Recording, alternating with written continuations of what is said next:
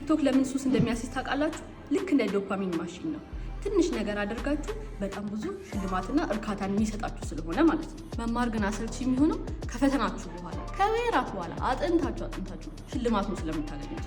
ይህንን ማድረግ የምንችለው ጥናትን እንደ ቲክቶክ ስክሮሊንግ አስደሳች በማድረግ ነው። ይህንን ለማድረግ እስቲ አንዳንድ መንገዶችን ላሳያችሁ። የመጀመሪያው መንገድ ትንንሽ ድሎች ወይም ማይክሮዌን እንለዋለን። ግዴታ ራሳችሁን ሪዋርድ ማድረግ ያለባችሁ ፋይናል ፈተና ከጨረሳችሁና ካለፋችሁ ወይም ደግሞ ማትሪክ ምናምን ካለፋችሁ አይደለም። ትናንሽ ነገሮችን ባደረጋችሁ ቁጥር ራሳችሁን ሸልሙ። ለምሳሌ ዛሬ የሆነ ከባድ ርዕስን አጥንቼ እንዲገባኝ ካደረግኩኝ ወይም ደግሞ ለ30 ደቂቃ ካጠናው የሆነች ጥያቄን ከመለስኩኝ እንደዚህ እያላችሁ ራሳችሁን ለትናንሽ ድሎች አብቁ። ሌላኛው መንገድ የሌቭል አፕ ጨዋታ ይባላል። ዛሬ የተሳካ የጥናት ጊዜን አሳለፍኩም ብለው አንድ ጥያቄ ራሴን በመጠየቅ ነው። ይሄም ቀጣዩ ሌቭል ወይም ደረጃ ምንድን ነው የሚለው ነው። ስለዚህ አንድን ጥናት ከጨረሳችሁ በኋላ ቀጣይ ትንሽ ከበድ ያለችዋን ሰብጀክት በማጥናት ጀምሩ። ይህንን እያደረጋችሁ ስትቀጥሉ ምን አይነት አስተሳሰብን ታዳብራላችሁ? ዝም ብሎ ልሙጥ የሆነ ማጥናት ሳይሆን እየተሻሻላችሁ የእድገት ደረጃ ላይ እያላችሁ እንዳላችሁ ይሰማችኋል ማለት ነው። ሌላኛው መንገድ ተጠያቂነትን ማዳበር ነው። አንዱ የሶሻል ሚዲያ ሱስ ከሚመጣባቸው መንገዶች አንዱ ከሰዎች ቫሊዴሽንን ማግኘት በመቻላችን ነው። ላይክ፣ ሼር ማድረግ ከሰዎች ተቀባይነትን ማግኘት ነውና ይህንን